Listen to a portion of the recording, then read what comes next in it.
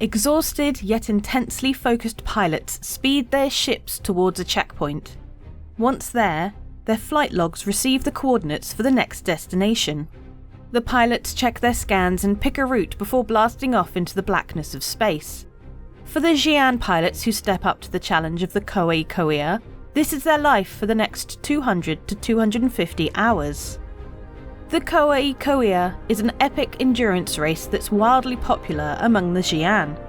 Although the race has been contested in various systems across the Xi'An Empire for centuries, it only recently came to human attention when competitors appeared in the former Peri Line system of Hadar.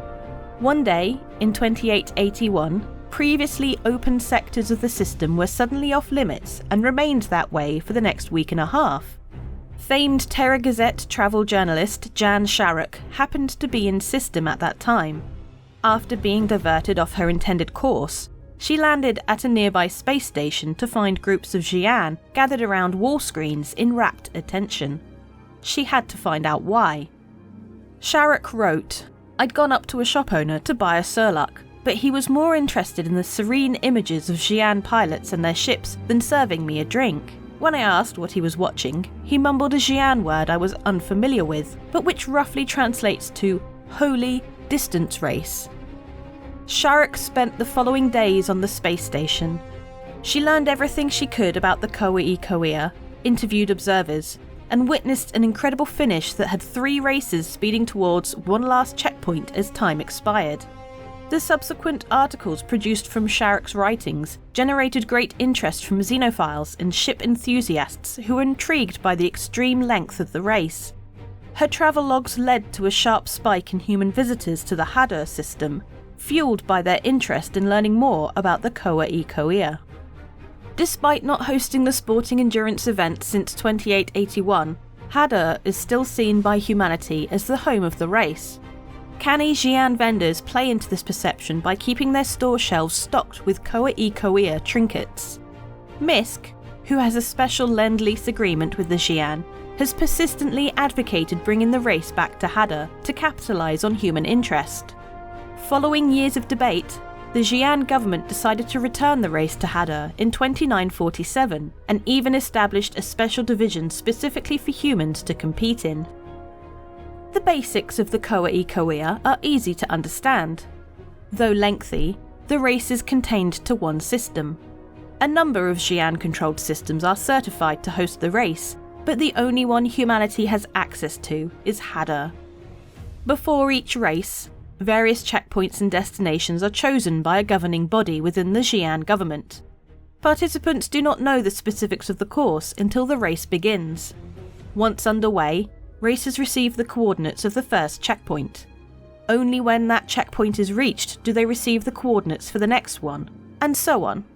The racer who reaches the most checkpoints at the end of the set period, which can vary anywhere between 200 to 250 standard Earth hours, is named the winner. If 2 or more ships pass the same number of checkpoints, it triggers tiebreaker conditions too lengthy and detailed to succinctly describe here. When racers receive the coordinates for the next checkpoint, they are also provided with the location of way stations located between the two. Pilots must coordinate with their crews about when and where to meet to rest, repair, and refuel. This communication is key and more complicated than most expect, since teams must plan with enough flexibility to allow the crew time to reach the proper way station and prepare for the racer's landing. Unprepared pit crews have been the downfall of more than one racer over the race's history. At its heart, the Koei is an endurance test for both ship and its pilot. The race's extraordinary length tests the concentration and fortitude of the pilots. As ectotherms, the Xi'An can lower their metabolism while inactive to reduce their need for sustenance.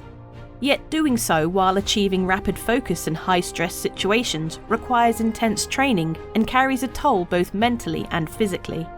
Xi'An racers train to overcome these roadblocks, and if done successfully, the lowered metabolism, combined with intense concentration, leads to a euphoric state that has been described as deeply spiritual. Winners of the Koei are believed to have transcended into an advanced spiritual state to achieve their victory and are treated as cultural celebrities thereafter. The race also tests the speed, agility, and reliability of the participating ships by incorporating unique features of each system in which it takes place. For Hadar, this included a number of checkpoints hidden within the system's asteroid belt that require careful and precise navigation to reach, and one located on the sunward side of the tidally locked Hadar 1, testing the ship's ability to handle extreme temperatures. The race must also include both space and atmospheric flight. According to race experts, this is where Hadar's 2947 Koa-i-Kawia's course was unique. Its atmospheric flight occurred somewhere over Hadar 2 and Hadar 3, which were both being terraformed. The uncertain atmospheric conditions made picking an entry point extremely important, as flying into a high-density pocket not only increased drag on the ship, but could even damage it. Following decades of increased human interest, the Xi'An decided to allow other species to participate in Hadar's Koa-i-Kawia. The process to implement this change took even longer, as the race's extensive rulebook had to be modified to accommodate the many differences between species.